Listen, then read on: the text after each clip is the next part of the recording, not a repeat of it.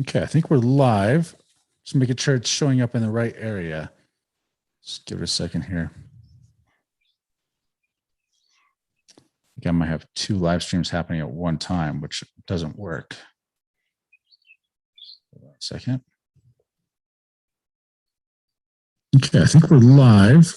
Just making sure it's showing up in the right area. Just give it a second here. There's not any weird questions happening at one time, which doesn't work. Because you didn't send any particular list of questions that people want to address. No, I didn't. So what I did do was I have some from last time, and I've got some on hand here. So let's see. Just making sure it's showing up here. Okay, it looks like we are live. Okay, so I did have it in the wrong one at first, but I think we're live now. So we have 33 people on. We had in the other one, I accidentally set up two of these. We had a bunch of people in there. Hopefully that got kicked out, and so people know to come to this one instead. But hold on, just give me a second, Doug. I'll look around. Yep, I think it's clear which one it is. Okay, hold on. Send the link. So, Doug, what are you smoking today? This is a Partagas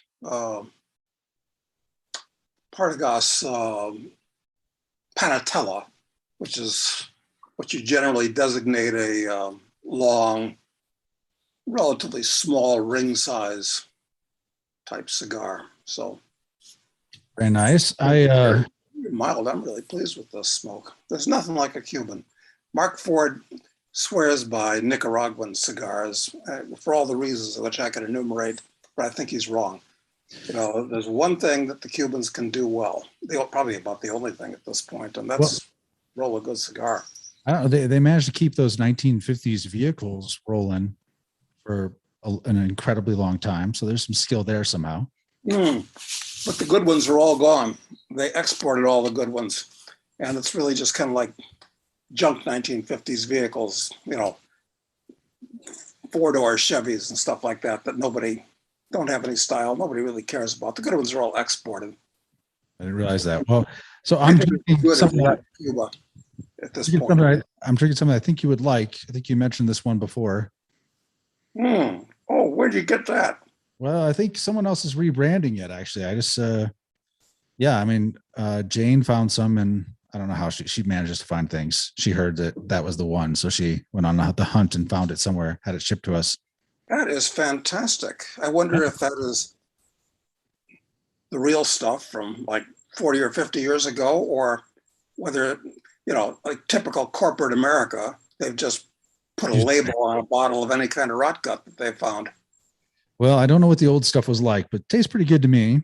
You know, of course, I'm not having it straight. I'm having it on the rocks just because I'm not a regular bourbon drinker. I can't just do the straight up. I can't do and enjoy it. Let's put it that way. So let's see. Right now, we've got about 102 people on, it looks like. So I appreciate all of you joining us. I have some questions already prepared here for Doug, and I know you guys can obviously ask some questions in the chat, in the live chat.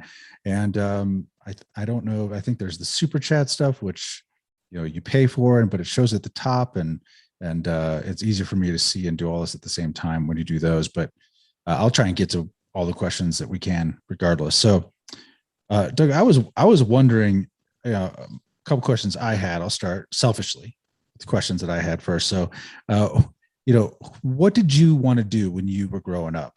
Did you have like a, you know, people want to be a fireman, or people want to be a pilot? Do you have any of that? Or a cop? Those are the big three, I think. Yeah. No, I wanted to be a tomb robber, which is what I thought archaeologists were all about. I mean, I didn't realize at that time that if you're going to be an archaeologist, it was a question of, you know, laying things out in a very precise and scientific manner, and digging through stuff like in a half an inch a day with a toothbrush. Yeah, and recording stuff, and there's no money in it. I mean, you can't steal the golden run anymore. Yeah, it's So not no Indiana Jones, that's for sure. yeah, exactly. The mythical Indiana Jones before there was Indiana Jones. That's what I wanted to be, you know. And you'd go into the jungle, and of course, natives would attack, and you'd shoot a few of them without being injured. You know, like they used to make movies about this stuff in the 30s and 40s, but it's totally politically incorrect to do that type of thing today. So anyway, that's what I wanted to do. It's not that surprising, but you're still interested in paleontology, which is different, but similar, like digging up history at least. That's right. And of course, the real life model for Indiana Jones was a paleontologist who was in Mongolia during the 30s, I think, named Roy Chapman Andrews. And he was the first one that, the dinosaur that made him more famous was the Protoceratops, which was an early ceratopsian. Triceratops, everybody knows. Yep.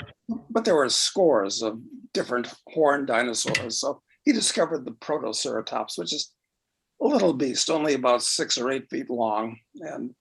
But he was kind of rough trade for a paleontologist. What do you mean trade? Running around Mongolia with the Bactrian camels and all this type of stuff. Anyway, that's a different era. That stuff doesn't happen anymore. No, it doesn't. It seems like it's kind of part of it's like the loss of all the frontiers. It kind of makes that kind of thing impossible, I guess, because everything's on a grid lines essentially, and within those grid lines there are certain rules that have to be followed, and gotta get outside of the grid in order to make it happen. But like I commented to you earlier before we just got on, I've been watching Yellowstone. I have a lot of problems with it from a dialogue point of view, but the characterizations that are in it are excellent. The plot line is very involving, and it would appear that if you have a spread of several 100,000 acres in Montana, you basically are a warlord, and your wranglers are your knights, and people invade your territory. You do to them what people would do in medieval times. Well, he also has all control over the politics. He controls the politics there. Yeah, exactly. And they even have a place where they traditionally dump the bodies, and it's not just them. It was disclosed in this last episode that people from 3 states favored this one cliff to dump bodies.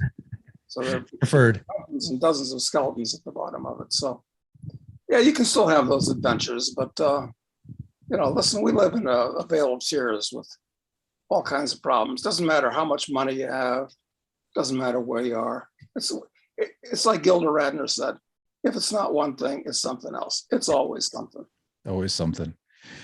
All right. What did you think of that? Did you watch that whole psychology of mass delusion, that menticide video I sent you? Did you watch that? I did. I think it's very accurate. And it's clear to me that we're going through a time right now of not just mass hysteria. This is actually mass psychosis regarding regarding COVID, and especially now the COVID vaccine. And I'm sorry, but it just seems to me that it's a giant scam. It's a swindle. It's a delusion. It's a psychosis. Psychosis. Like the people that are dying of COVID today, insofar as they're actually dying of COVID, as opposed to just the flu, which is being called COVID for economic reasons or political reasons, the average age of the descendants in the US is something like 78 or 80, about the same as it's always been since this thing started in Italy 2 years ago, almost. Mm-hmm. So, and the vast majority of them are obese also. That's right. And have serious other problems like diabetes or. Right. But you can't talk about this with the true believers. They will wear their masks and all the rest of it. Right, exactly. And I think I mean, what I loved about that explanation in that video, I know a lot of our viewers have seen this. And if not, I'll link to it in this video as well. But the thing about it that was really interesting is they show the technique by which you actually break someone's mental frame, and then how tyranny can come into place, because, and a lot of it's fear, and then, the ease of fear, and then renewed fear, and, and then also confusion. Like, as you're wondering sometimes in the early part of this, it's like, how can, the CDC be saying one thing and the WHO saying something totally different, and then they switch sides like 3 weeks later, where they're actually saying the opposite of each other again, but the opposite of what they were saying the week before.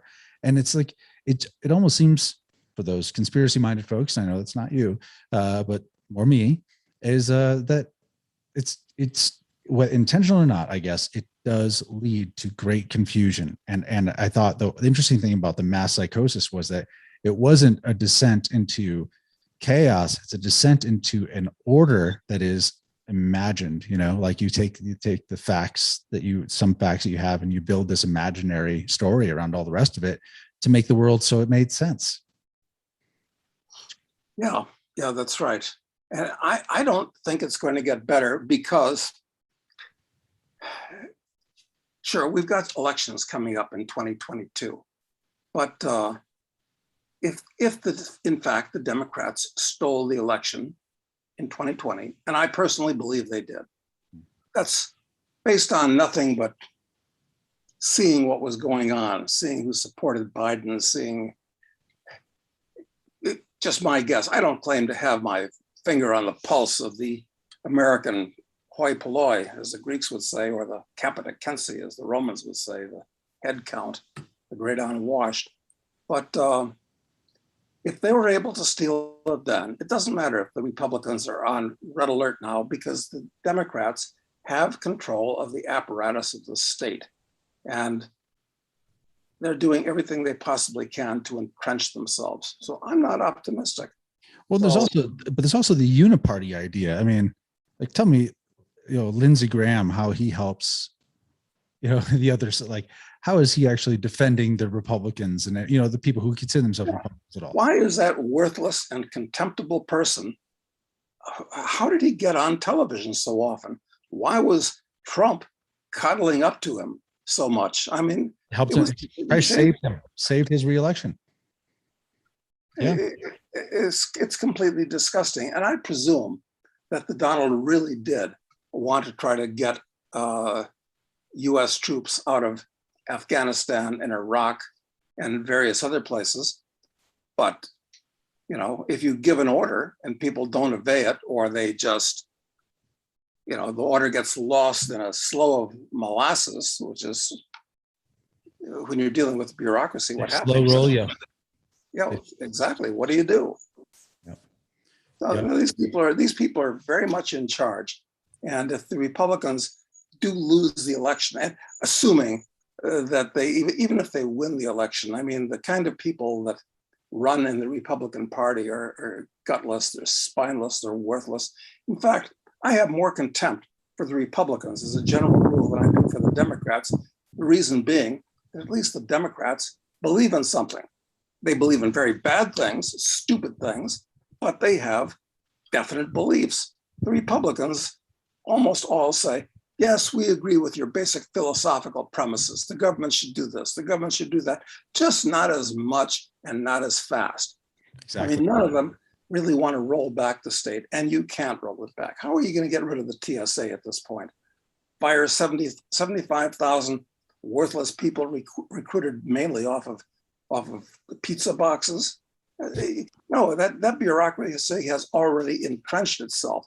Yep. I don't see how you get rid of something that large at this point. You Right. can't. Stuck with it forever. Exactly. And there's not any will to do it anyway. That's not even what people talk about. I mean, when you even, I mean, I don't think any election is going to change anything no matter what. And I think that one of the biggest things that was really good when the best part about Trump losing, or Trump, not being reelected, or however you want to put it, okay, is that I thought people would at least stop their false hope that having the right guy in charge would save them. I thought that maybe at least that might be put to bed, because I really feel like that was really keeping people from thinking seriously about the consequences of the government's conduct over all this time period. I mean, no one, of course, thought seriously, almost nobody, about what's happening in Afghanistan before just what just happened this last 2 weeks. So I think that's true of the whole government and everything. How much money we spend on things, the new rules we create constantly, everything. I mean, yeah. And is it really true that there is a segment of the Taliban called the Taliban K, or ISIS Taliban K. ISIS? ISIS K. Yes, that are calling it the ones that set off this big IED that killed 13 Marines and so forth. Is that true, or is that another story that's been fabricated? And still, I will say that until this is absolutely over, it ain't over. Because if I was among the leadership of the Taliban, I'd be thinking, is it realistic that we can shake the US down for some real money at this point? They've come in, they've destroyed our damn country, they've killed scores of thousands of people, they've upset our culture, and we're just going to let them go away with their tails between their legs? Why don't we trap the 5,000 soldiers that are there in the airport in indefensible position and say, yeah, they can leave, and so can the rest of Americans, but we want reparations. Right. We want, say, $2 trillion. So what's the US going to do? Reinvade? I'm not sure that's going to work out very well. Well, and also, I mean, we talked about having John Robb on the show again. John Robb is a mutual friend of ours who really understands military strategy extremely well. I mean, he was a special operator with the Air Force, and he played, his job was essentially to try and break the conventional defenses. So he always played Team Red, essentially, or Red Team, in these exercises. So he was acting like an insurgent or whatever, and try and beat the system. So I talked to him about just make sure my assumptions and all this are right. You could have a mortar team of very mediocre mortar guys, okay, with equipment from the Korean War, could make that runway not inoperable and trap everyone there, like where there's no way out. It wouldn't take much at all. Exactly. And if they wanted to evacuate the place, why didn't they do it from Bagram, which was an actual military base with the ability to resist an invasion, as opposed to a commercial airport right next to the town, right? Overrun with locals of God knows what description, who these people are. I mean, the whole thing it's just so, there should be people. Most of the generals that are in any way involved with this should be court-martialed. They should just clean house, because the generals in the U.S. services today and the admirals, they're just political operatives. That's who they are. Yep. I agree. Well, I want to say someone gave us, Crystals sent us $20 as just says, and she says, "Hey gentlemen, I just wanted to show support. I love the channel. Thanks for all the hard work." So Crystal, thank you. I appreciate that. It's very nice of you. Yeah, I was thinking about this whole thing in Afghanistan a couple of days ago, or maybe it was just, I can't remember, the days run together, a couple of days ago. And I was thinking after the bomb went off, and I'm like, if I were Biden and I were trying to not look, realizing everything's falling apart and try and stop it, like, what would I do? Like, well, I'd hold a press conference. I would fire the Joint Chiefs of Staff. I would fire the Secretary of Defense. I would fire the commanders on the ground, and I'd have them replaced with people who actually, fight wars, not people who sit in armchairs or spend the weekends golfing. And, but as usual, no one gets fired. And in fact, sorry, go ahead. Oh, I was going to say, no, you're absolutely right. You'd have to take what they call executive action. But not only is Biden clearly non compos mentis, but he's one of the enemy team. So he's not going to do that.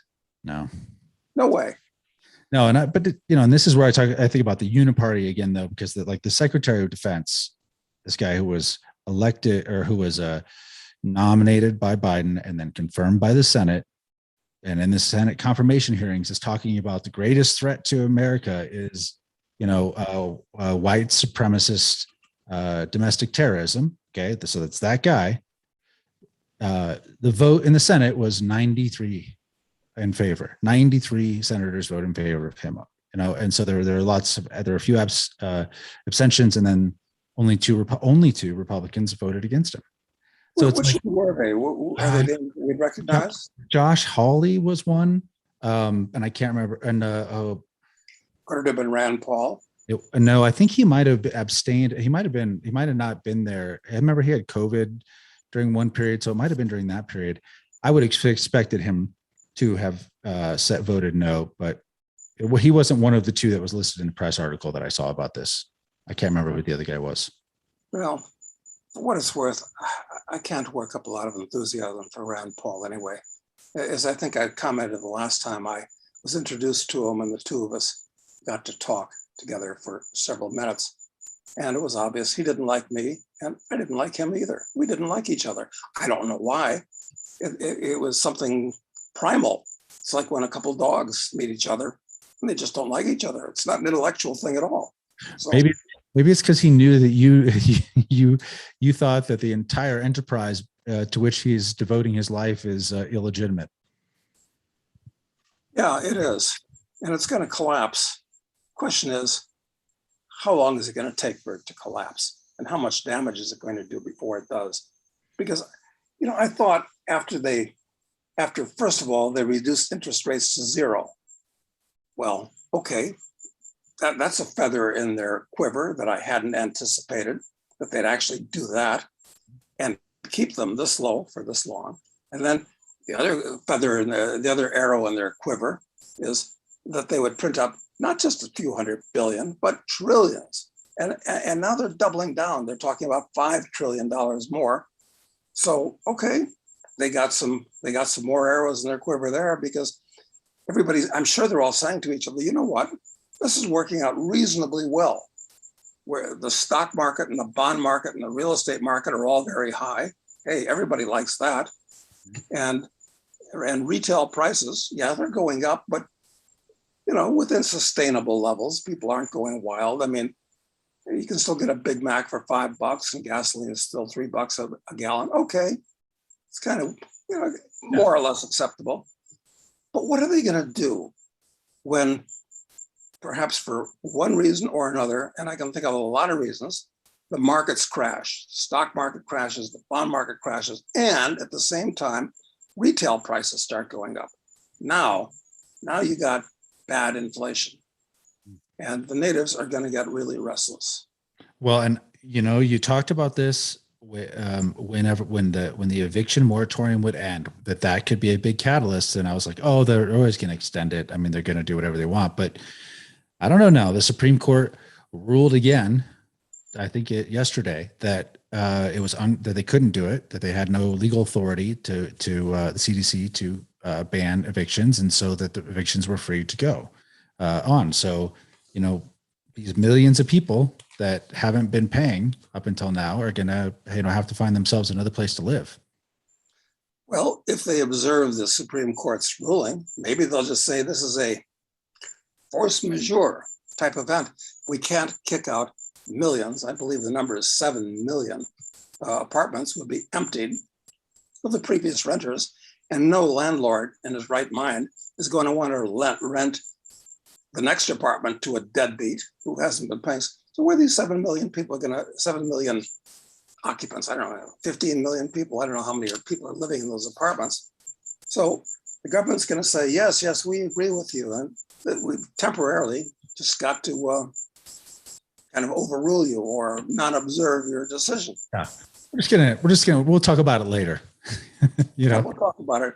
Of course, the other option is with the trillions of dollars that they're going to have to create in this new budget, maybe they'll just pay the landlords the rent so that people can keep living there. That's a great deal. That's a great deal for the deadbeats living there. Now they can use, whatever kind of stimmy checks or unemployment or whatever they're getting, and no rent. I mean, Robin Hood it's going to be a heyday for them. It is. And I think we obviously don't have any limits to what we're willing to spend now. So does seem like that's the easiest option for a politician at this point, is just to say, let's just pay the back rent, keep the renters in place, and we'll move on. Maybe they can bundle it in the infrastructure bill somehow.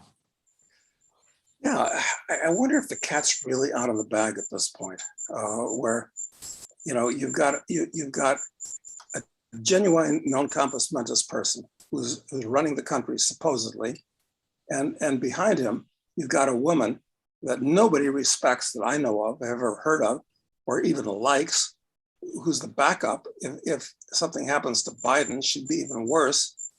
And then who's in back of her? Nancy Pelosi. I mean, this is a serious constitutional crisis that's brewing from lots of different angles. All we need is a financial meltdown, and things get really wild and woolly. I don't think, incidentally, that speaking of possible military things, I don't think that the Chinese will attempt to take over Taiwan. You don't? No, I don't. I'm just looking at the risk reward, the cost benefit ratio as far as they're concerned. It could get very, very nasty there. And the US, floundering dumb giant that it is capable of doing anything. The Japanese, the Filipinos, the Malaysians, other people there might, for reasons that we have no idea, decide that they're going to side with the Taiwanese. Mm-hmm. I don't know. Anything could happen. They don't need to do it. They don't need to do it. Anyway, if they really want to screw things up, they don't need to invade with the Red Army. You just send in a couple platoons of competent special forces guys, and they just blow up the chip factory. But do they really want to do that? Because the Chinese are going to use most of those chips themselves to export things. Listen, if I was Xi Jinping, I would just say, hey, steady as it goes. Yep. Things are going fine. Yep. They are. And I think that back to the menticide video, it does seem to me that this is much more psychological warfare and informational warfare, than anything else. And I think that, I know that, TikTok, which is the really popular social media app that younger people use now a lot. It's some of the stuff that I've seen from there is pretty crazy. And, and what I mean by that is it's really, it's very woke. It's very subversive, in terms of the culture and everything. And, the Chinese government is on the board of it. They really do control it. And these algorithms can show, they can decide what the algorithms show. So, they have the ability to influence the way that our kids, especially, think about the world very easily through these algorithms, that are controlled by them. So give it 10 more years and they'll be begging for us to come help. It's like, they don't, and the thing about the Chinese is that they are not, I definitely think that they follow the rule, avoid ruin, first and foremost, avoid ruin, don't make any catastrophic errors. Yeah, and if the US military, what's left of it after the people that are kind of drummed out of it quietly or even officially, because they won't take the vaccine, because they don't like the way things are going. So the military is all woke at that point. Maybe if the natives get restless in the US, maybe the UN will be invited to come in and help keep things under control, because you can't rely on the US military to keep Americans quiet. And of course, the military is the last thing that Americans have faith in the US. They actually still have faith in the US military and the average soldier, but that can change too. And this is really serious. I hope that my imagination is just running wild. Anyway, the next war, as I've said a number of times, things like F-22s and F-35s and aircraft carriers and all that crap. It's just junk, frankly. It's about as useful as battleships were, even at the beginning of World War II, because the next war is going to be a cyber war, because the whole world runs on computers. The electrical grid does, everything does. The truck, everything runs on computer stuff, just in time inventory, everything. It's all computers.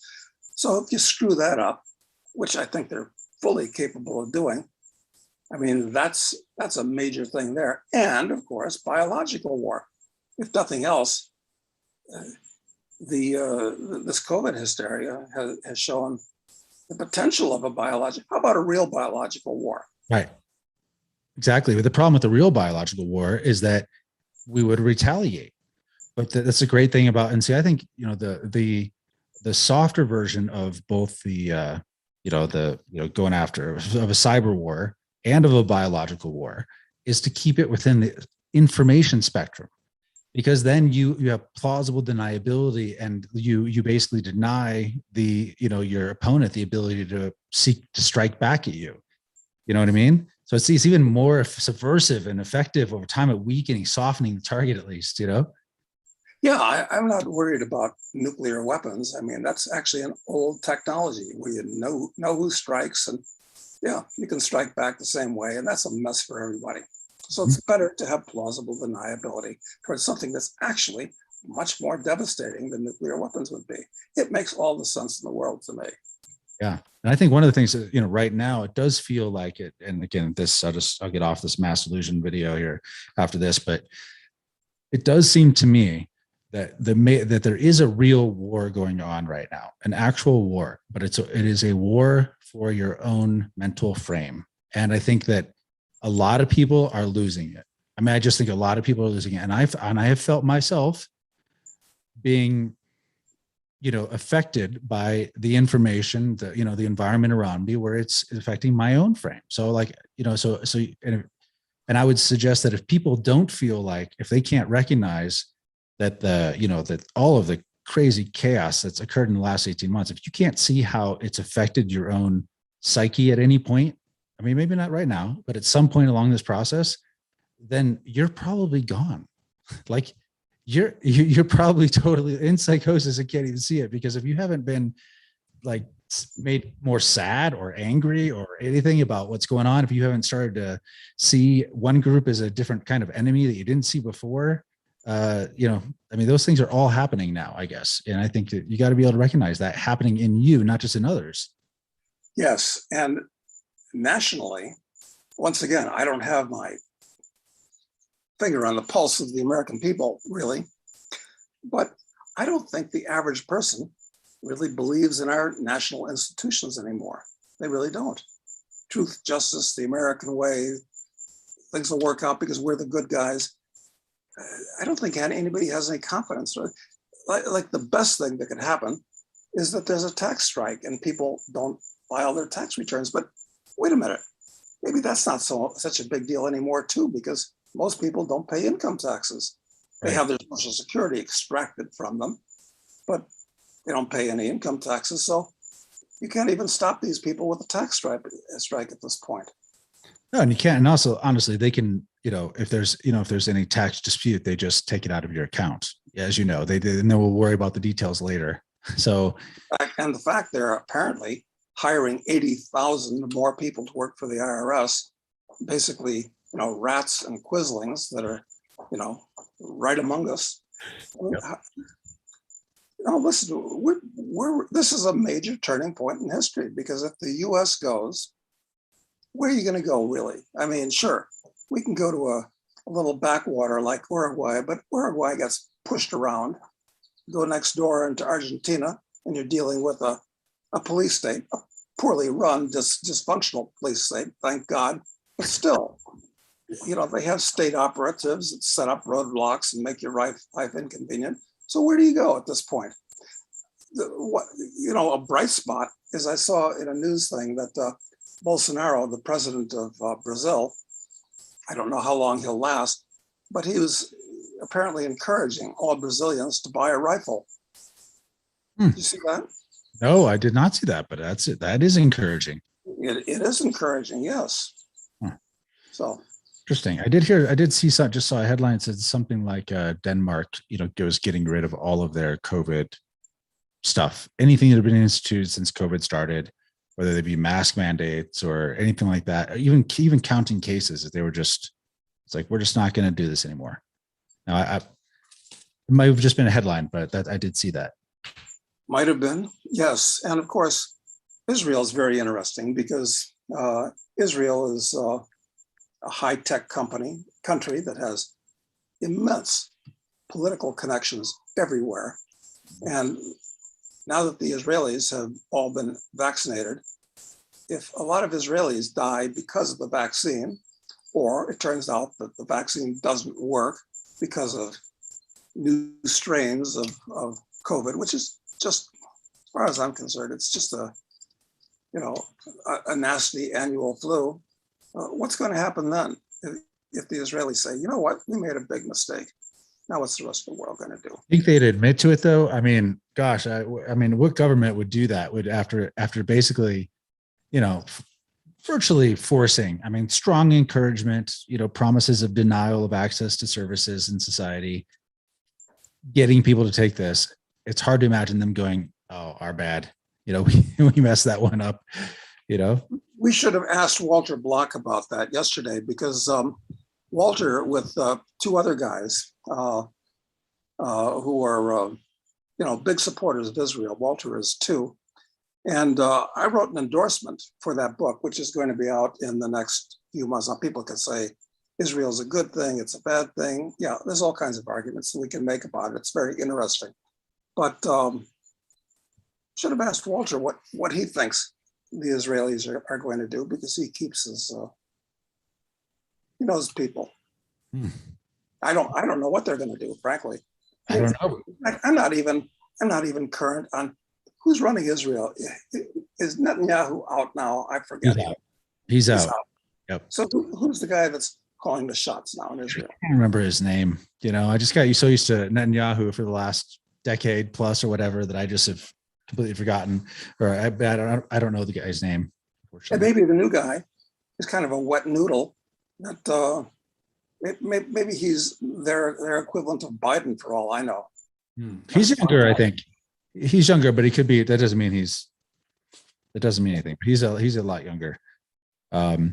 See, we had a couple of other people that sent us just some money for appreciation during this. So during these chats, they can I think they're called super chats, and they can ask questions by doing it or just contribute. So I mean, it'll probably buy a couple new cigars, I guess. So I appreciate that. Well, let's rock. Maybe somebody's got a radical question that deserves a radical answer. Yeah. Let's hear. If somebody's got some question that wants, like as Doug says, a radical question, especially, that'd be more fun. Then let us know. I mean, the best way to do it, to make sure, because there's just so many, this chat is coming through. It's so hard to keep track of, is to do some token amount of the super chat, just so it rises to the top. And we're also on a delay, so I'll watch for some questions here, but as soon as they pop up. One of the question I had for you while we're waiting on that is, actually, no, I'll go ahead and jump into some questions that some people had last week. What do you think of NATO? I think it should have been disbanded when the Soviet Union fell apart 30 years ago. 30 years ago. So who is NATO there defending against? Not Russia, which, as I've said before, I guess it's a real quotable quote on my part. Russia is nothing but a gas station in the middle of a cornfield with a wheat field with an attached gun store. They're not a threat to anybody. That place is collapsing upon itself, except in Moscow and Leningrad, or I should say St. Petersburg. Yeah, everything's fine. The Russian deep state and the people that live in the big cities are okay, but otherwise, it's a genuine third world country. Genuine third world country, where the houses are falling apart, the toilets don't work. I mean, Russia is a giant shithole with a high-tech establishment that gets all the money that the state has, that it allocates. So So NATO serves no useful purpose. It should have been gone a long time ago, hopefully. It's nothing but a provocation to the Chinese. And anyway, what is NATO? It's just a further drain on the U.S. Oh, somebody has a comment here. It says libertarians should move somewhere with a low population and take it over by numbers and implement Doug's plan for government assets into a corporation. What do you think about that? Well, I've been pitching that to third world countries as a hobby for the last 30 years. And I've had wonderful personal adventures and great Star Spangled War stories that I could tell about talking to these people. But it goes nowhere because every country has its own deep state. And it would take a powerful dictator indeed that would overthrow his own deep state, because they'd try to overthrow him. Yeah, I think I don't remember. I'm sure I told you this story. I'm not going to name the country, but there was a guy who represented a country, and I met him in Thailand, and we were looking at doing some things with their government, very similar to like what we did together in Palau, and I was just exploring the conversations, and apparently the prime minister of this particular country was up for re-election. And I said, I asked the person, his representative who was there, I just said, are you worried about it? Like, how is it looking? Is he going to be re-elected? Because I just assume, he's interested in the prime minister's ongoing, his government continuing. And he looked at me and he said, I was here before the prime minister and I'll be here after the prime minister. And, that was a big wake up call for me, honestly. This is a little tiny shithole country, but still, and that was a foreigner, by the way. That was not somebody from that country who was he'd been there before and he'll be there after. So. Yeah, I'm sure he had a high standard of living, getting higher all the time, because he undoubtedly gets 10% of this and 10% of that. So what's in it for him to rock the boat, where if he does, there are going to be people that want to kill him. Right. That's right. We got 450 people watching us right now, Doug. That's pretty good, huh? That's for all at one moment. What would you say to 450 people that are with us live that you might not say in our normal conversations? Well, it's a real pleasure to be among 450 like-minded people. But I don't have any specific suggestions as far as what we can do. I mean, we all think the same way. We all might say the same things, but what can we actually do? I mean, these people have all the guns, they have all the power, they have the support of the vast majority of American citizens and residents. So what can we do, actually? Good question. I mean, I think I'll just say a lot of people with that line of thinking end up thinking, well, that we have to fight it. We have to fight, because if we don't do something now, then it'll be too late. And, I was just talking to some people on Telegram in our file today and had a great conversation with them. And they were saying, they quoted Solzhenitsyn, who said, if we'd only done something when they came for people in the middle of the night, but we didn't. And, so basically it's about a group in the gulag later talking about, well, we should have fought when they came to take people in the middle of the night. And so people are using that and thinking, that they should confront the state in some way, confront it. And I just try and tell people that that'll do absolutely no good whatsoever. In fact, it will hurt, and it could hurt way beyond your ability to imagine how much damage could come from it.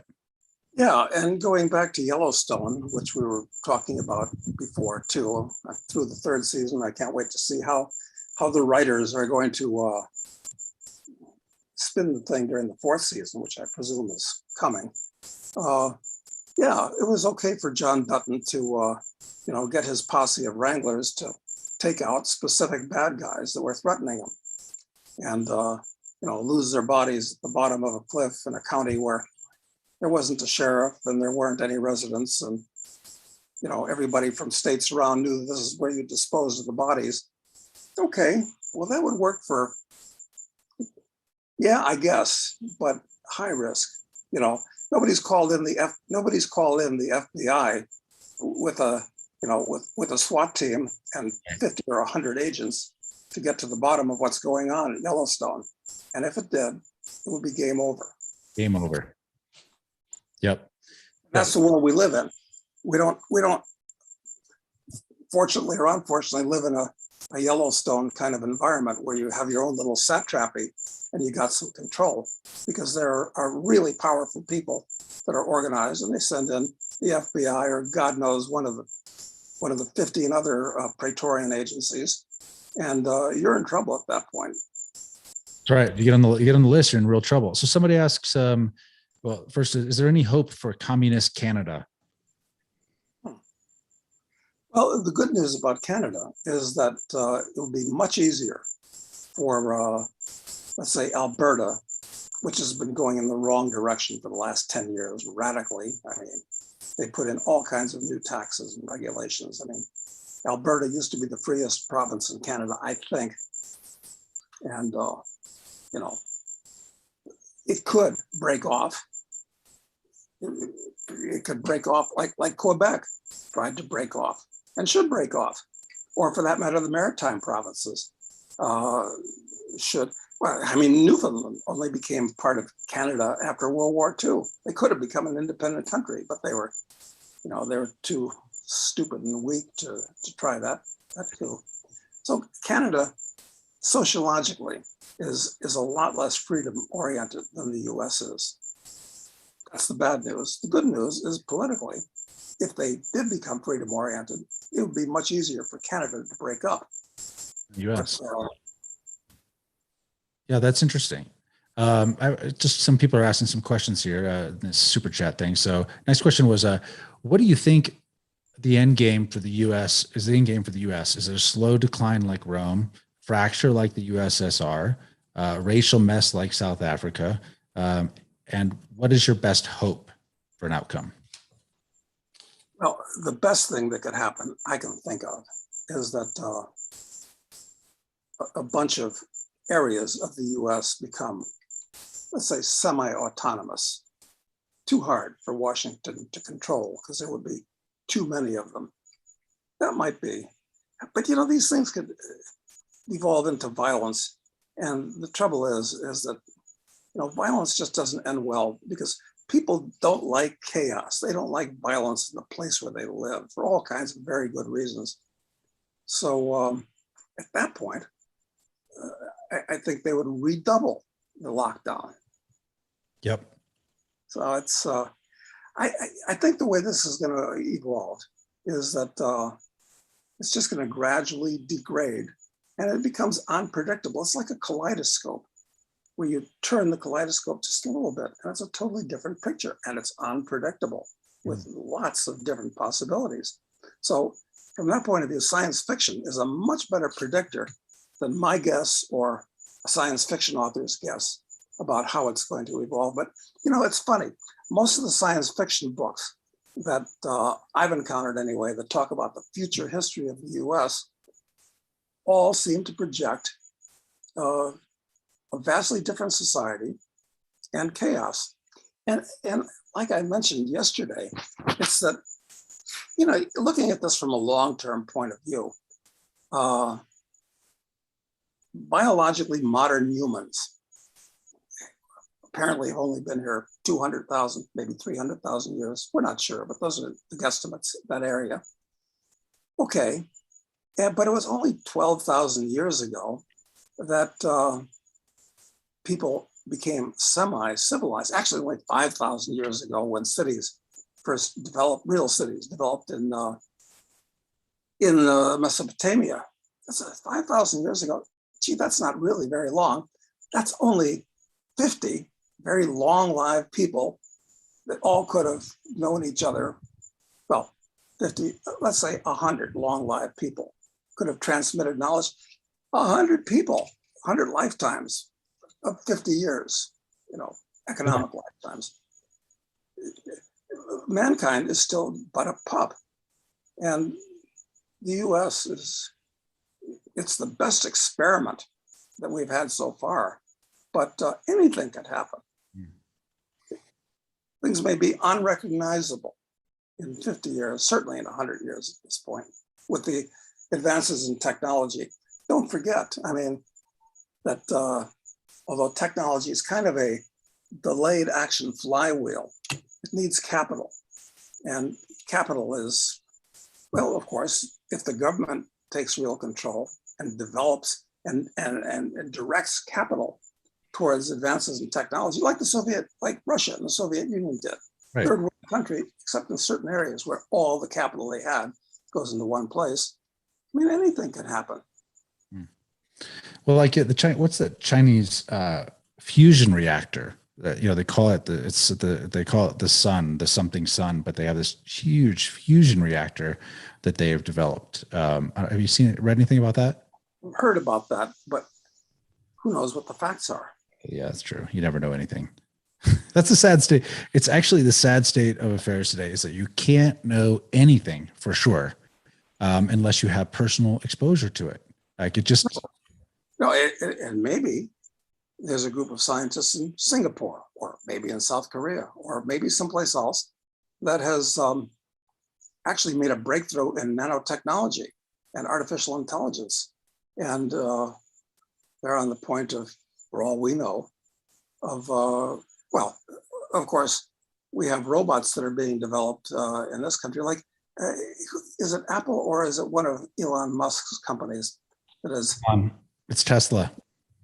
And I'm sure they're not the only one. And we've only heard about the ones that they've chose to disclose to the public what's going on. Right. So there's all kinds of strange things that are happening. Well, listen, all we can do is what can we do? I have a few ideas. Yeah. As basic solutions. Those aren't practical things necessarily, but they are strategic things. And I think the first thing is that you got to keep your mental frame right.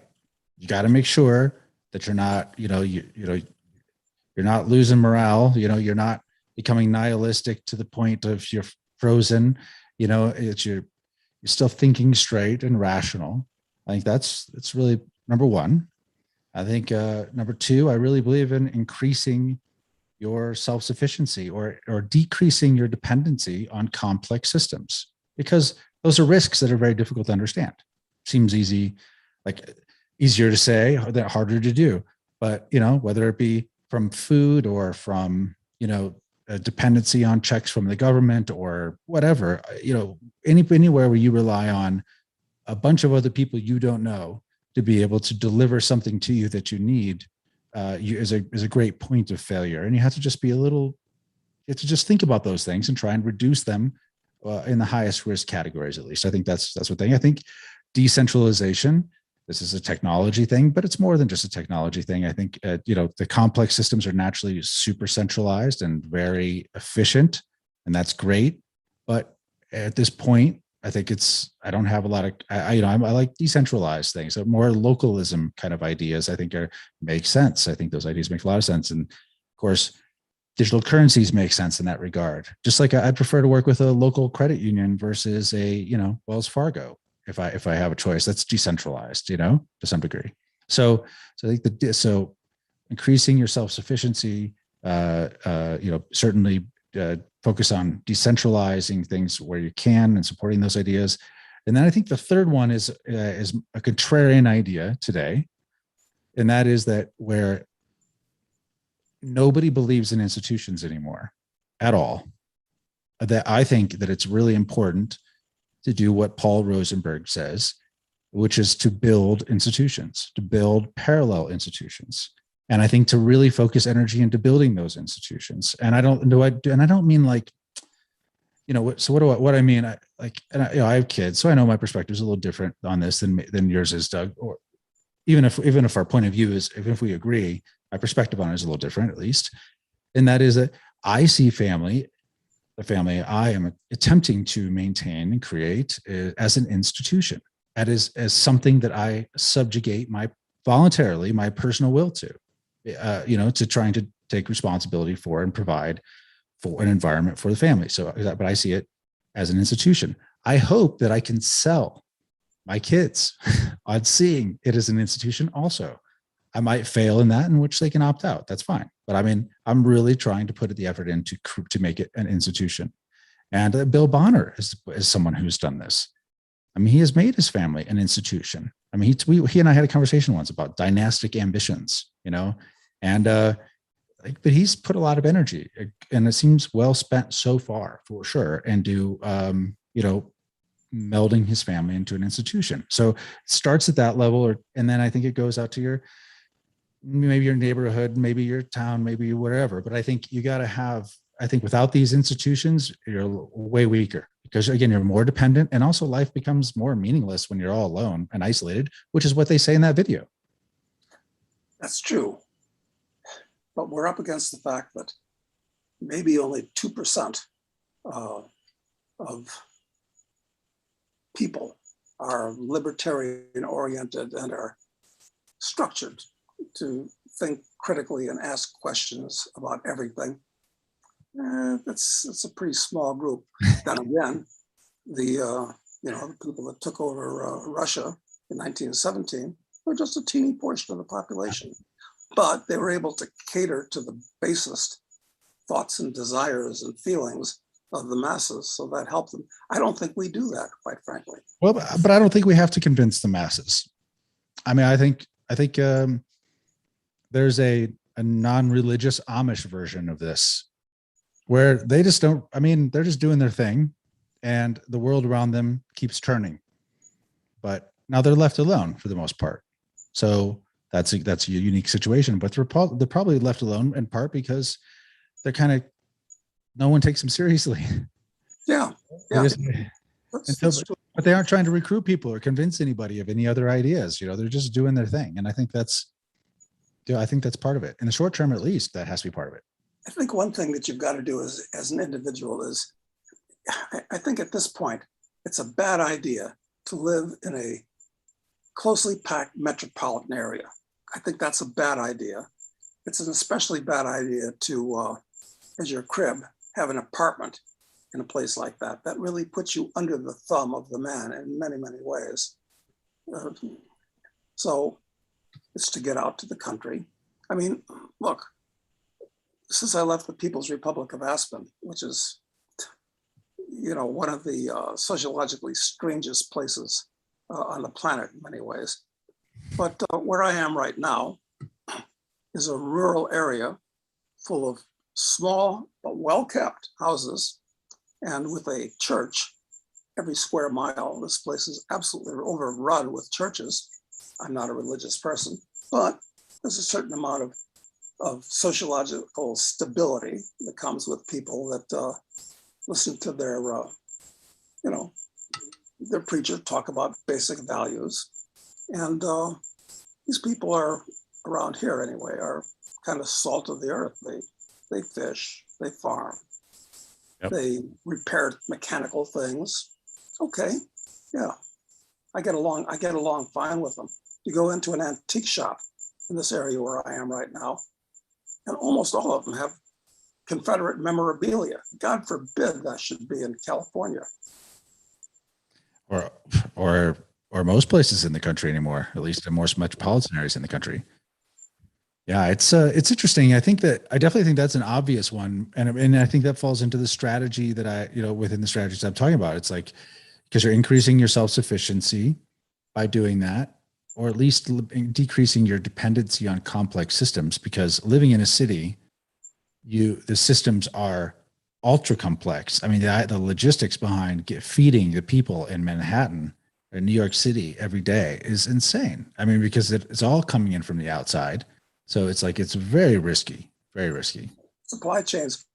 The barbershop I stopped in arbitrarily to the first barbershop that I saw as I was driving along the street yesterday, and stopped into the first barbershop and didn't have to wait for a haircut, but just while I was waiting for the barber to get ready, on the table in his little waiting room, every one of the magazines was a gun magazine. That's very reassuring to me. It is reassuring.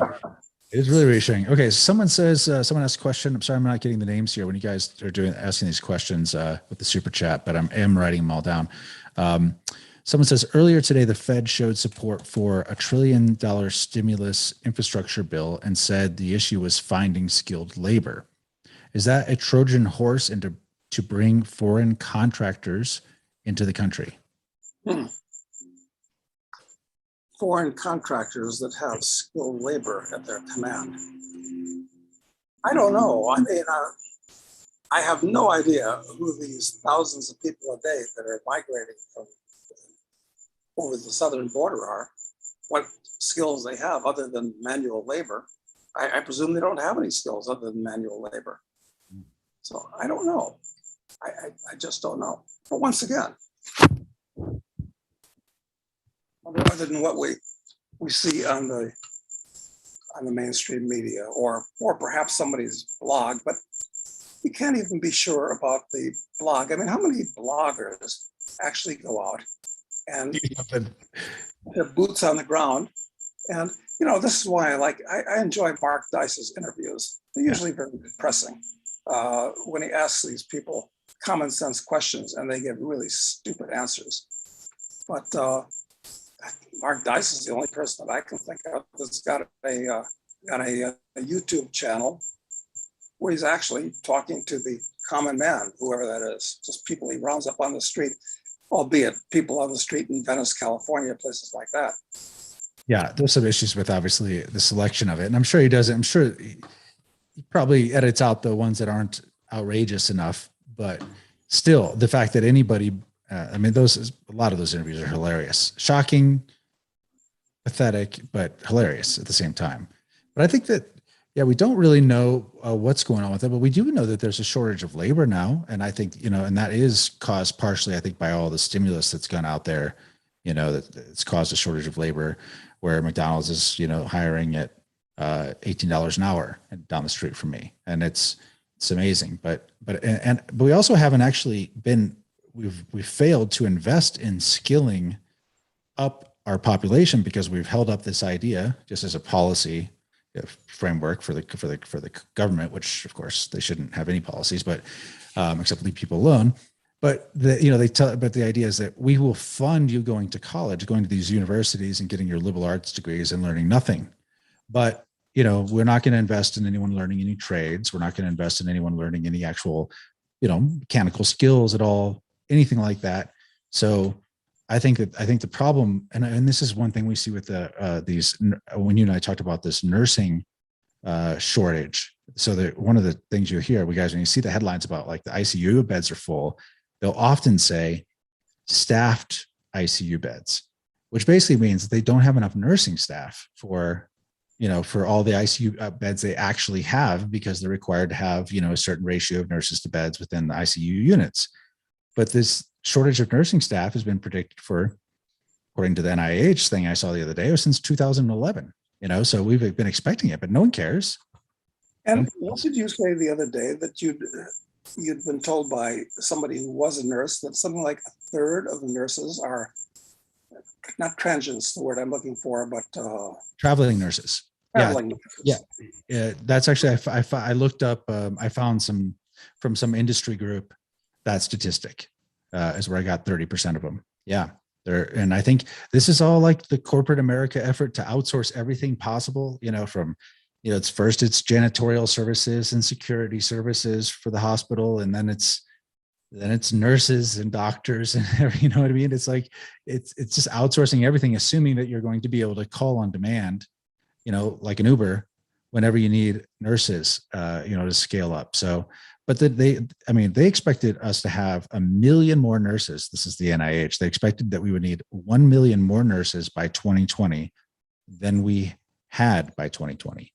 So we were deeply short of them way before any of this COVID stuff happened anyway. And I think that, you know, a lot of when you hear about hospitals being full at this point, it really look for them to use the word staffed beds, because it means something. It means that the CEO of that freaking hospital, just like these generals in Afghanistan, should be fired. They should but instead they turn it on you. It's your fault because you're not wearing a mask, because you haven't gotten the jab. You're the problem. It's not, don't look at us for being bad managers.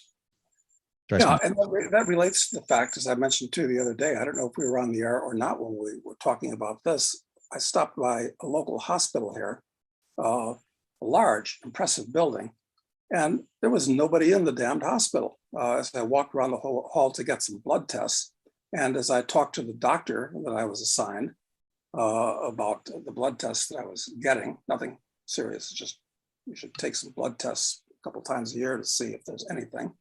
And, I tried to draw the doctor out about these questions that we're talking about now.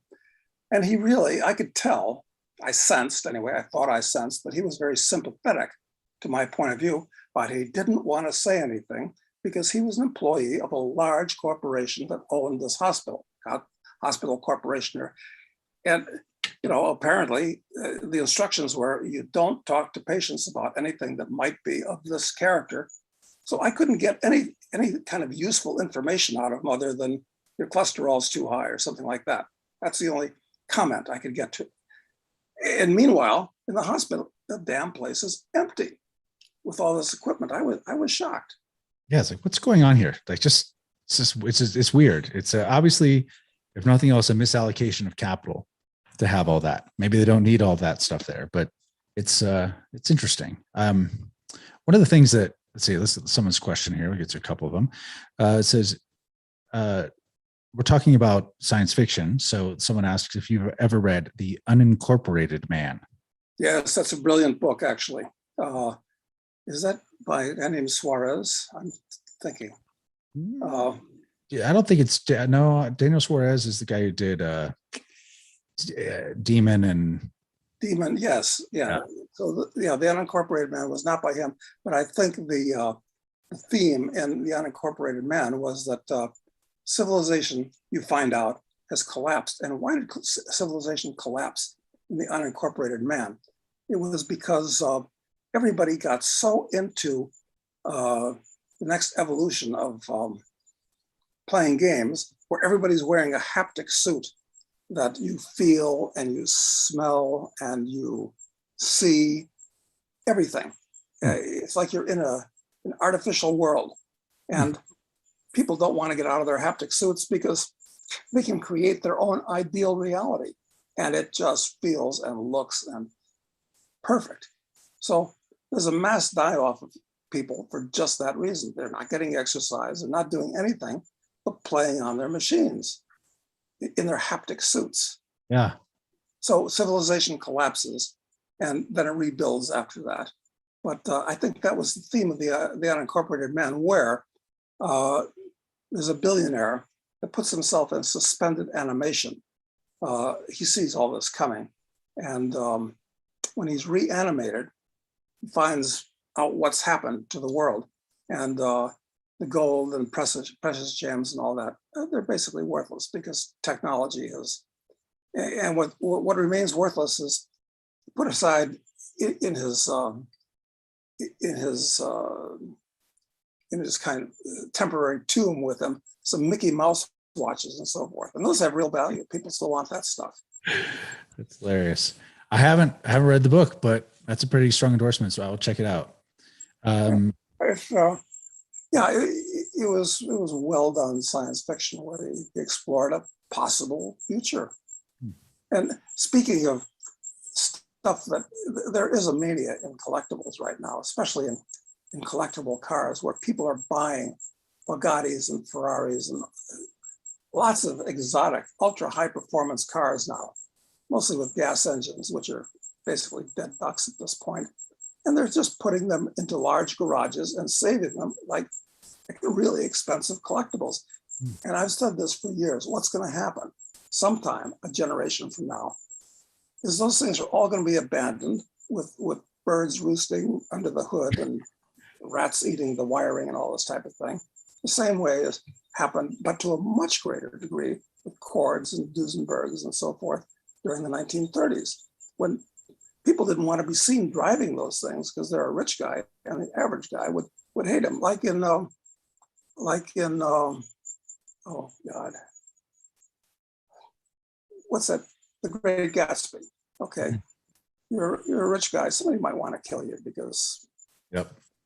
I mean, I really thought after during the financial crisis that tensions were building enough between people, the haves, the have-nots, and all of that it was growing so much that I was like, I imagined there being a scene on TV that we would see on the local on the nightly news of some guy driving down the road in his Mercedes being dragged out of the car and beaten to death. I just was like, you just imagine that that wealth, that view on wealth, basically people it evolving into something bad. But of course that didn't happen then, and that's one of the things you have to recognize about even all the craziness that's happening now is that it's really difficult to predict exactly what's going to happen. It really is. And I mean, it seems like we're in for a lot of change, but it's hard to know. Now more than ever, where the people that are getting really wealthy and making a lot of money and buying these exotic cars and living in mega mansions and places like that, the average guys figure, wait a minute, this guy didn't produce anything. This guy didn't do anything or create anything like Carnegie and guys like that did earlier. This guy basically just made it by shuffling paper. That's going to be a real cause for envy, I think. I think it will. And it's justified. I mean, much more than it might have been in the past. Agreed. Let's see, next question here is, do you agree that the world is controlled by a cabal, a small group of people, including royal families, banking dynasties, and the Vatican? Yeah, I don't know who these people are. I mean, some of them have stood up and waved their hands and said, me, like Klaus Schwab, and people like him. And the people that go to, I guess, the Bilderberg gathering and people that are members of the Council on Foreign Relations and things like that. But,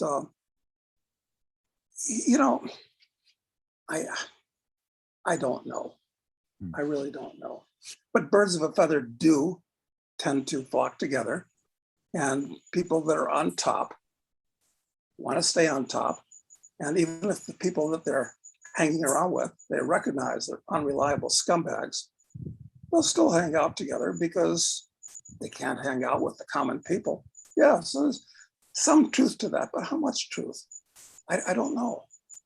Well, and you do see some examples of it just seems like gross incompetency, which makes me think, which goes against the idea that there's just a clear plan to try and do things. I really see the last couple weeks in Afghanistan as it would be really hard to plan it like this, actually, to plan like something so awful. It just to me, it shows just gross incompetence on the part of the generals, who are running things, where they just imagined that, they complain about, or that Trump, negotiated this deal with the Taliban, but they're, literally relying on the Taliban to provide perimeter security for them.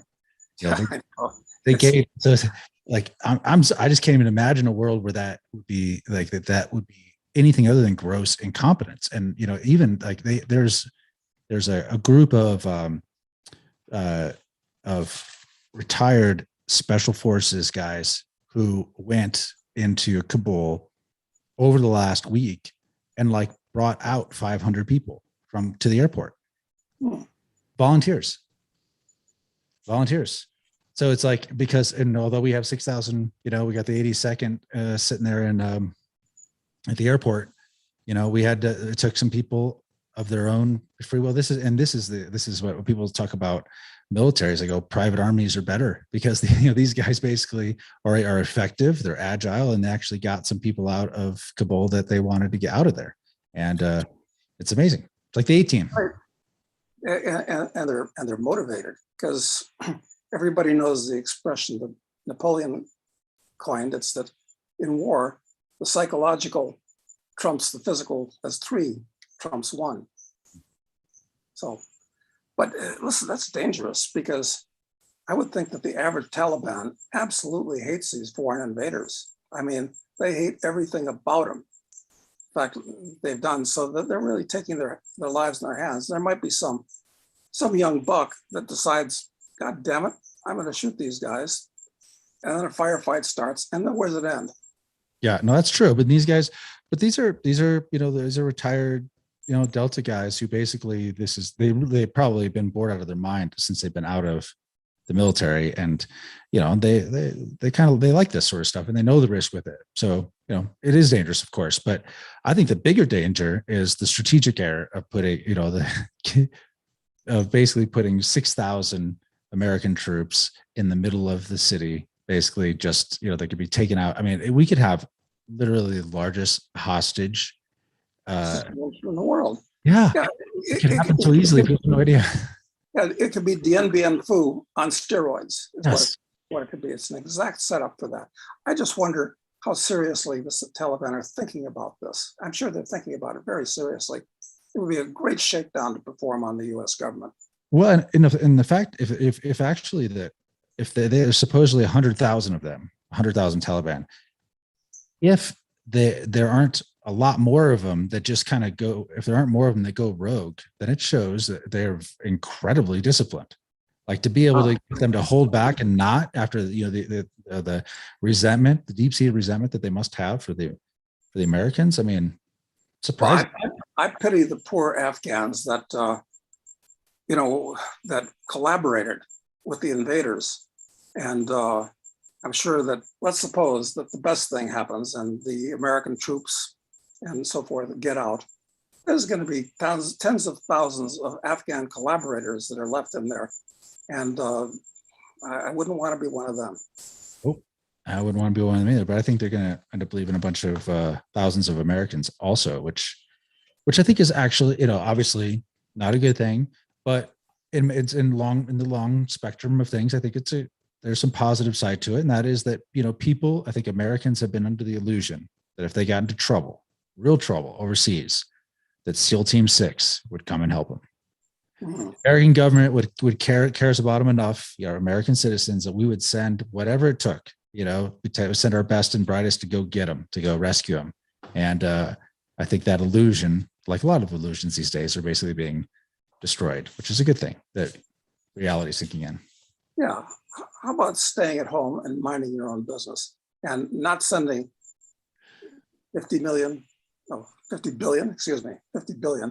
or maybe it's 100 billion. We don't know how much it is sent to prop up all these phony quizzling regimes abroad. Exactly. Where we control the deep state, and the average guy is absolutely chomping at the bit to get rid of the foreigners. Yeah, there's no way it would have fallen so fast if the government had the support of the people at all that were there. Just totally puppet. It just shows how it was all a fraud.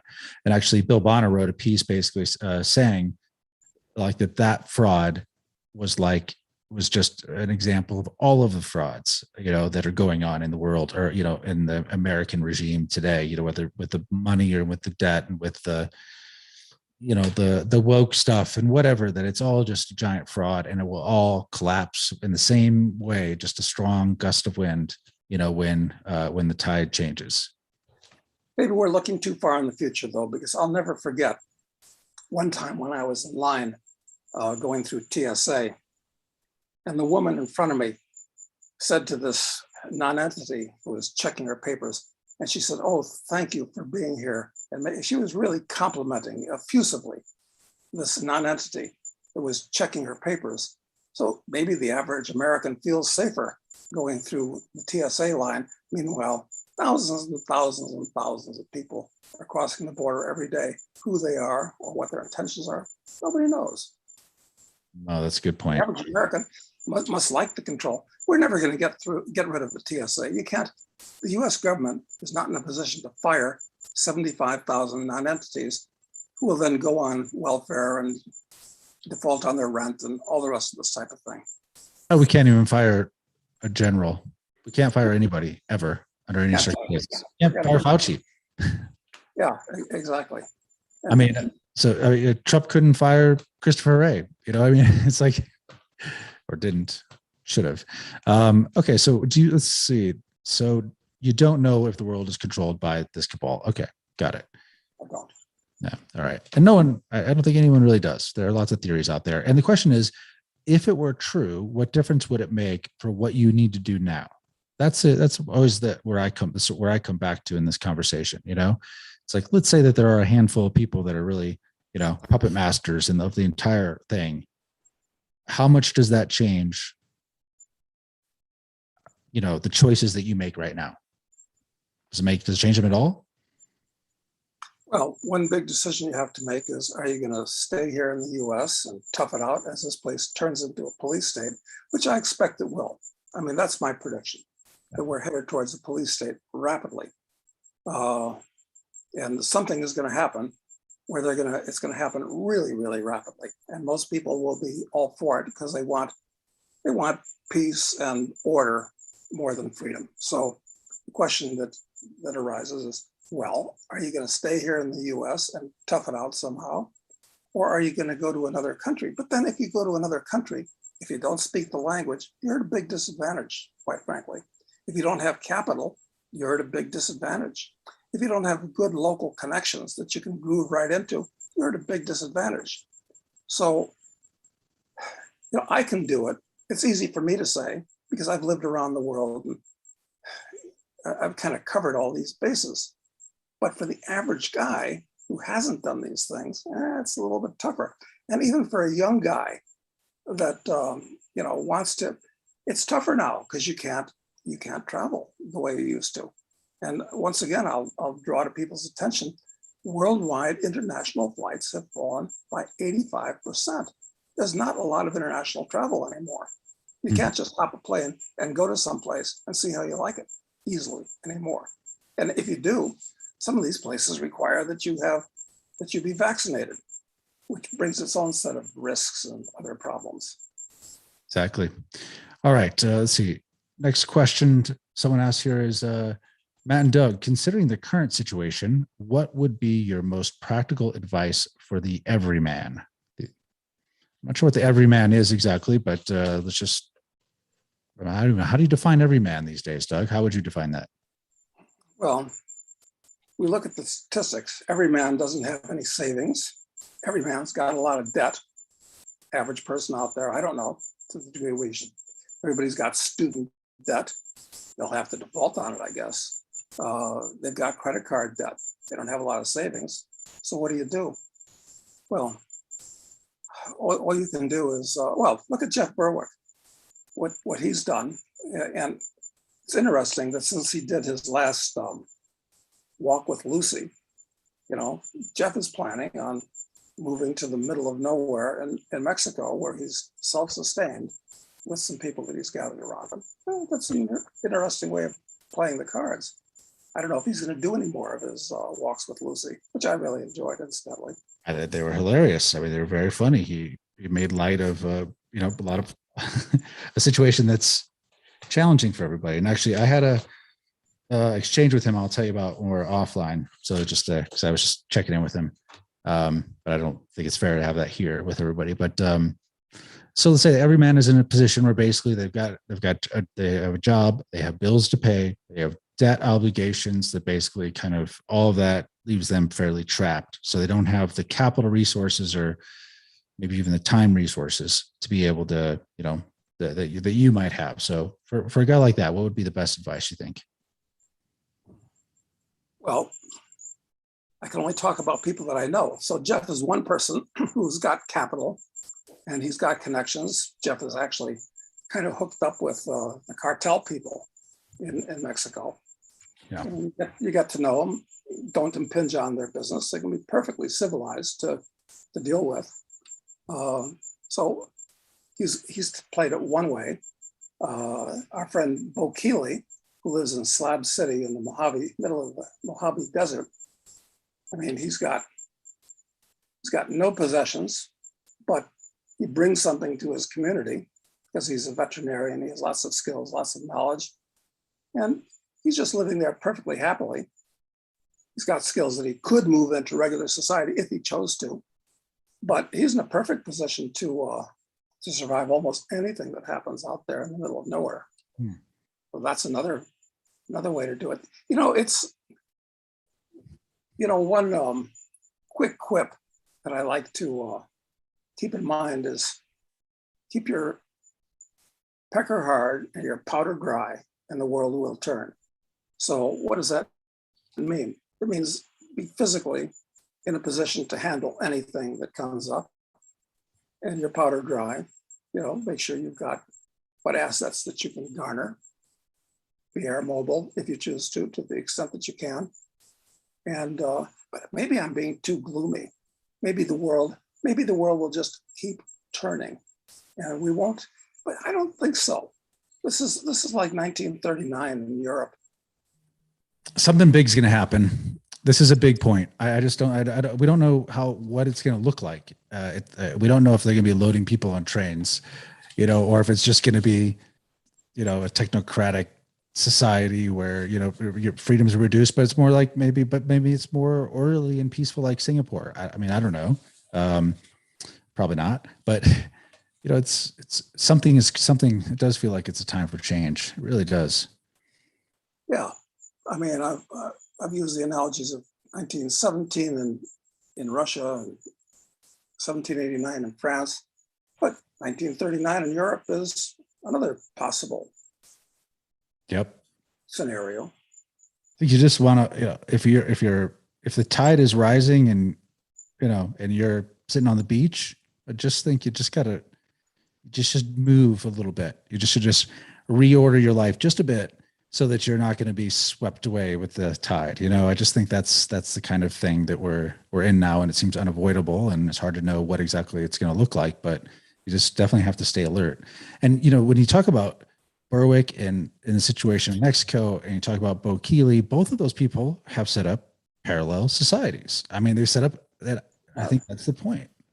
Yeah, that really is a clue. We should get Paul Rosenberg back on and chat with him about that in the light of all of these things, and see what he thinks.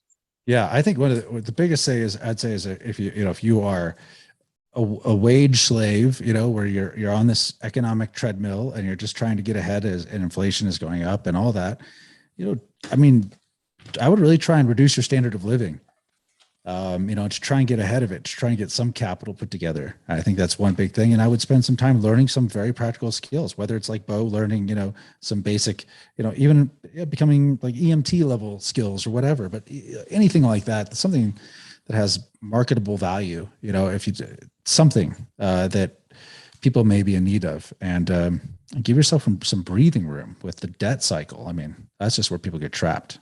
That takes some discipline, though. It means that you actually got to study some discipline. I mean, look, even something as simple as martial arts. I mean, I'm not talking about just going to a few karate classes and maybe getting the yellow belt before you decide it's too hard. But if you become a competent martial artist, then you can offer classes and trade people the classes for other things that you need. That's a skill anybody can learn, but it takes hard work. It takes time. And I wonder if most people aren't too poorly disciplined or too lazy to actually do that. Well, I think discipline is the way that you get out of being the everyman. And it's so easy to be non-disciplined today because, I mean, should I have been binge watching Yellowstone, or should I have been further perfecting skills or knowledge sets that I have? Well, I guess I made my choice. But then again, I'm kind of in a position where I can afford to be a little bit lazier than the average guy. Exactly. But you were not like this when you were 25. I mean, that's just like not at all. It was, and that's the thing people often misunderstand is that people have prioritized, young people have prioritized these life experiences, which I think are very important, over almost everything else. And Doug, I mean, you had this adventurous spirit. I just wanted to not be poor anymore. So I was like really motivated to not be poor. It was my primary motivation in life. And so I didn't have a day off. I don't think I had a day off until I was 29 years old, and anything. I worked every day all the time because I was just trying to get ahead of it. And I had to learn a lot to be able to justify, earning enough, to, you know what I mean? I had a lot to learn. I had a lot of practical skills I had to learn. Yeah, exactly. It's very much like when I was spending time in Rhodesia, as that society was collapsing during the war. And I went there, didn't know anybody, but I did have a product. I had my book, The International Man, which was completely unique at the time. Found a publisher, and before you know it, I knew everybody in the country and was on national television and talk shows and in the newspapers and all that type of thing. I could have stayed in Rhodesia. I could have bought that castle on the Mozambique border for $80,000 and taken a completely different turn in my life. Could have done that. I chose not to. Who knows what things might have if I'd done that. I mean, would I have enjoyed defending the place against, the marauders? Yeah, coming across the border from Mozambique to try to, steal everything that wasn't nailed down there. I don't know. It's hard to say, but I think prioritizing your leisure time, when you're when the early part of your life is a gigantic mistake. I think that, that you have so much energy that like your 20s set up your 30s, in a big way. Like they set up your trajectory in your 30s. And if you do the 20s, your 20s right and your 30s right, like, you really start to experience the benefits of it later in your, like probably for me, and I think for a lot of people, mid 30s, you start to really experience the benefits of 20 years of labor, before it really starts to show up at all. And then, it just compounds and everything gets easier and easier. It does, or it can get harder and harder because the clock is always ticking. And the second law of thermodynamics, one of the few laws that I believe in, is always working against you, because once you get to your, listen, the best athlete in my high school class, he was lightning fast, he was strong, he was a great athlete. And so we were talking like at our 20th reunion, he was saying, yeah, so I was playing some softball with some kids, and they're saying, who's that old guy who can't run so fast? And he was only in his 30s. And of course, by the time you're in your 40s, your legs start giving out, and maybe you need presbyopia, corrected glasses, because that just happens to everybody's eyes. And it's one thing after another. Glasses are right here for my reading. Got my readers right here. It's ridiculous. And that doesn't suit, I'm sure, your self-perception or your perception of yourself, but this is just shit that happens. But I definitely think you better hope that the guys that are in the forefront of the life extension movement redouble their efforts. Yeah, they should hustle. It's going to be that coterie of billionaires in Silicon Valley that are equally interested in this, and they're going to get the good stuff before the rest of us do. That's true. It's not enough just to be a multimillionaire at this point. You've got to be a centimillionaire or a multi-centimillionaire or a billionaire, of which there are probably they say officially there are about 2,500 billionaires in the world. I think it's probably more like 5,000 at least. I distinctly remember maybe I was 7th or 8th grade, just thinking about the number $1 million. And of course, it's at that age, you don't know anything about anything. I understand that, and I did have a goal. I wanted to be a millionaire by the time I was 30. Like that was a goal I had, but mostly I just wanted to have a secure food supply. But like I had that number in my head, and it's weird how little money that is now. It really is. It's shocking how little money that is. But probably not the best topic for now. So let me get to a question. So someone says, thoughts on TSA and other similar government entities being a type of welfare. Basically, they don't add any value, but it's a way to employ citizens and keep the population under control. Welfare, sure. Yeah, you want everybody on welfare. That way you have control and power. So what's power? It's the ability to basically say what Captain Picard used to say. You'd get an idea to solve the problem. He'd say to his subalterns, make it so. That's Not that he had money, but he had power, the ability to do that, and people would do what they were told. Yeah, that's right. But he had to qualify himself. He wasn't just a political appointee. The crew would have mutinied on him, the first time out if he was just a political appointee. That's true. Okay, well, how long do you think how long do we have before there are capital controls in the West? You got to remember that the US government is an entity, and the prime directive in existence is to survive. So it doesn't matter whether you're an amoeba or a single person or a family or a state. You want to survive as whatever that entity might be. So the US government can be counted on to obey that first directive, survive. And I think foreign exchange controls over the average person, I think they're in the cards, where the US dollar, let's say, starts getting weak. And there are going to be people in Washington that say, we've got to stop the export, the hemorrhage of US dollars, where people are going and enjoying themselves abroad and so forth. So we'll have a limit on the amount that you can spend abroad. It's happened in many countries in recent times. I think it's quite possible. This is why it's important to, if you don't have a foreign bank account, which is very hard for an American to open up these days, very hard. Certainly unless you already have a lot of money and have some connections.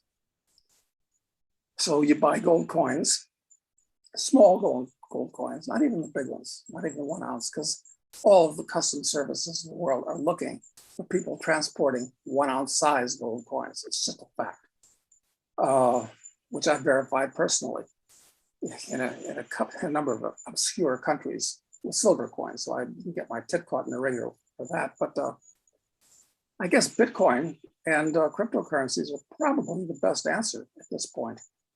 Probably the best answer to keep your options open that way. Yes, it seems that way. Those British sovereigns are nice to have as well. Those are the gold coins you're talking about, right? That are most common anyway. Most common, yeah, probably the best choice, or quarter ounce eagles or maple leafs or things of that nature.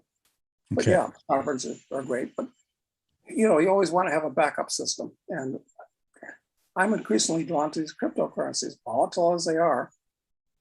I think there could be another panic into cryptocurrencies at some point when the US government, when things get really out of control with the dollar, which is likely to do, and we get foreign exchange controls, which are not unlikely at all, because the US government will control others. It won't control itself.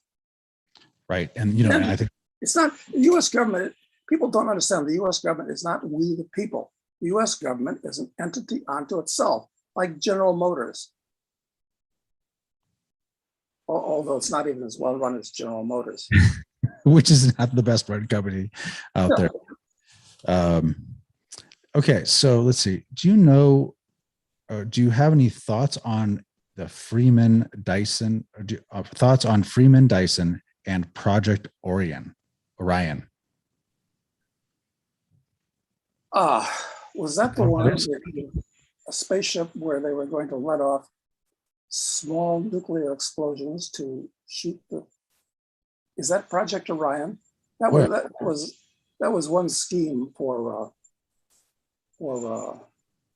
space travel hatched years ago, using small nuclear explosions to shoot the anyway, I don't know. I'm not sure. It looks like that's what it is, actually. Yeah, that is what it is. Your memory is ridiculous. I don't know what's happened to that.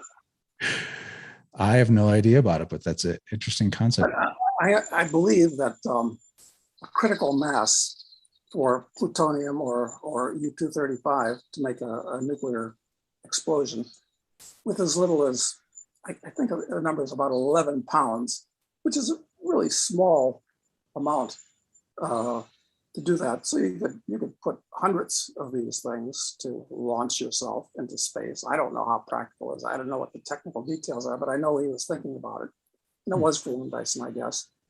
But there are other elements that can go critical, that you need a lot less of them than you do for uranium or plutonium.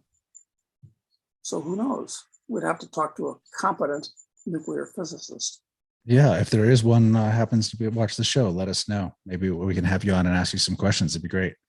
Okay, let's see. Somebody asks, or actually, we just got, let's say another 10 minutes or so. We'll wrap up here. But so if you guys have other questions, please be sure to ask them now. We have 543 people still on right now. And if you guys, unfortunately, my Partagas Panatella, I forget what their brand name for their Panatella is, but I recommend it highly. That was a superb cigar. Anyway, it's gone. But go ahead. My computer, which is running on batteries, still has 23% of its power left out here. My wife doesn't like me to smoke cigars in the house for, I guess, obvious reasons. Yeah. It's okay. It's probably nice outside, isn't it? Oh, it's delightful. It's a warm and humid and quiet afternoon on the seashore. So yeah, I'm happy.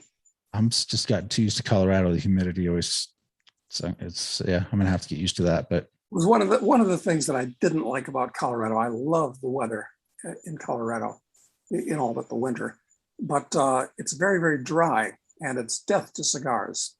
Here on the East Coast, it's cigar friendly country. Not something I can't smoke a cigar. I don't even have anybody I can smoke a cigar with here. So because John doesn't smoke. Oh my God, he's a pulmonologist. That's a medical specialty. Stupid question. Okay. Someone asked about Naked Emperor. Is it a derivative of LSD? Is that one of the idea behind it in your book series? No, it's Naked Emperor is, and this was one of John's many, many important contributions to those books. It's that, they're, I'm trying to think of it's a 2-volume set. I have it that goes through hundreds of designer drugs with their different characteristics. So Naked Emperor is a drug that doesn't put you into an altered state at all, because most drugs distort your view of reality. But Naked Emperor kind of drops the shades from in front of your eyes and helps you to see reality more clearly. That's what makes it so dangerous. That's how. So Naked Emperor is going to come back into the series of novels a little bit later on. Well, and this is why it didn't have any effect on Charles Knight, right? Because he was already seeing things clearly. Exactly. He'd taken the natural way to critical thinking and clarity of vision, and doesn't need the assist of a drug. But I'm all for it. Yep. And a lot of people do this. It's same thing with meditation and people who use like psychedelics like LSD and psilocybin. And there's a lot of there's even in our a little file group we have on Telegram, there's sometimes it's come up a couple of times in conversation, psilocybin and LSD and stuff like that, and people describing their experiences with that. And you can get there with meditation also. It's a long way up the mountain, but there are multiple ways up that mountain. Like you could literally have the exact same experience, but maybe it's appreciated more. At least that's what I like to convince myself of, because I spent 20 years doing that first. So, trying to see how it worked. It makes a lot of sense. And of course, when people think about LSD, I mean, there's been so much negative propaganda about, bad trips where you go off the deep end and you think you can fly, and you jump off a 10-story building thinking that you can fly, and so forth. I'm sure that there are some psychologically unstable people that have taken too much of it and have hurt themselves. But there's a lot of research that's been done that microdoses of LSD actually work very much to your favor and increase your abilities. It's all a question of amounts. I mean, it's Aristotle's golden mean. I mean, you go way off to one side and it's bad and dangerous. You go way off to the other side. So maybe the proper dose of LSD to increase your control of aliens, just a little bit, a microdose. But of course, thanks to the state and the FDA, which has come out in favor of these vaccines, throwing all their protocols, which have, I mean, the FDA, they should rename it the Federal Death Authority, because it kills more people in the typical year than the Department of Defense does in a typical decade, slowing down the development of drugs. And of course, psychedelic drugs like LSD in particular is a perfect example of that.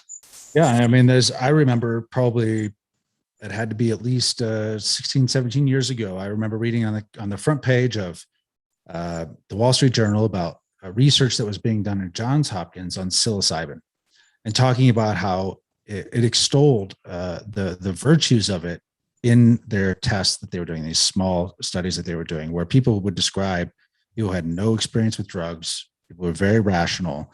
They would describe 3 months later, or when they would bring them back for the interview, they would say they would describe it 3 months, 6 months later. They would say it was the most significant event of their life, like they, up there with the birth of their children or whatever other major events in life.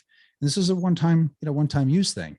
And I was thinking, and they thought it would be remarkable for treating, depression or PTSD or whatever else. And still, I mean, that was 17 years ago. That guy's still at Johns Hopkins University, still pushing through, trying to get through the FDA approval process with this stuff after 17 years. I mean, and who knows how.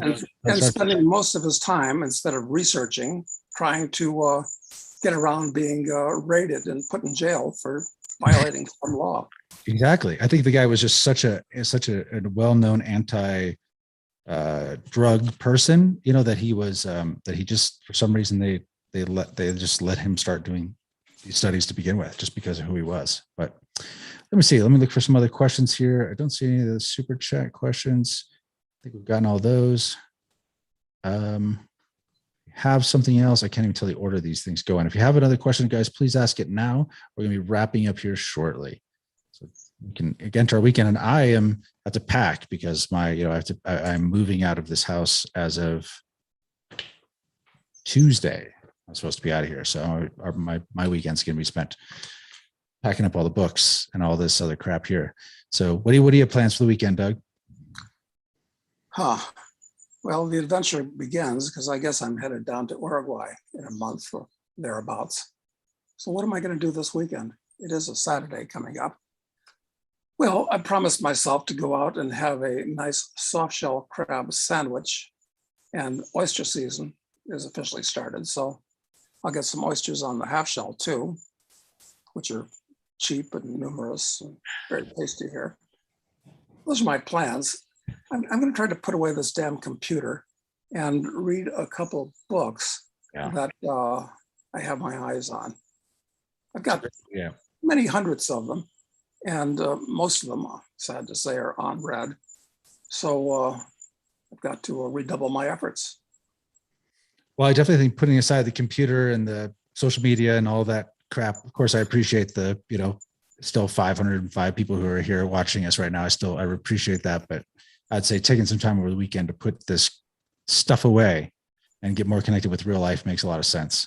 So let's see if there's no other questions. I think we might as well just wrap it up here, Doug. And I'm setting up an area in the basement in this house to be a proper gym, because I've been sliding on the physical fitness part of the spectrum over the last month. So I'm going to do that. And I don't know, I'm thinking, maybe I should, in Uruguay, maybe I should get a couple of nice horses to ride. Although it's a problem, once you get to a certain age, you're not as flexible. And the danger of getting bucked off a horse, it's not very dangerous when you're in your 20s at all, or 30s or 40s, or even 50s. But once you get beyond a certain, things are just not as flexible. So I really like to go for a nice long ride on a nice horse But I'm wondering, any horse can get stung by a horsefly and you can go flying. And do I really want to take a chance on winding up in a wheelchair for 6 months to recover? I don't know. Listen, maybe I'm getting old. Well, you're definitely getting old, but I think we should consider these horses because I'd like to improve my riding skills and quite a bit. Like I've done. And does Max ride? He has ridden a bit, but no, he's ridden so little, I'd put it in the classification of no. Well, South America, Argentina and Uruguay are two excellent places to learn to ride and learn to play polo, which is, as Winston Churchill pointed out, as good as a passport in most countries. Well, and considering the American passport's not worth much anymore, we'll probably need it. Yeah, exactly. So he's got to put that on his busy schedule. Yeah, we'll do that. We should do that, and I definitely think we should do that. I think it's smart. So, all right. Well, I think we'll leave it here, Doug. Thank you very much for the time tonight. I appreciate it. Next time, we got to find out where your liquor supply went. It somehow got lost in transit between Aspen and there. So our happy hour can include some alcohol, but well, I can solve that easily enough with a visit to the local. Yeah, it's not a problem. All right. Sounds good. Thank you very much, Doug. Really appreciate it. Thanks, Matt.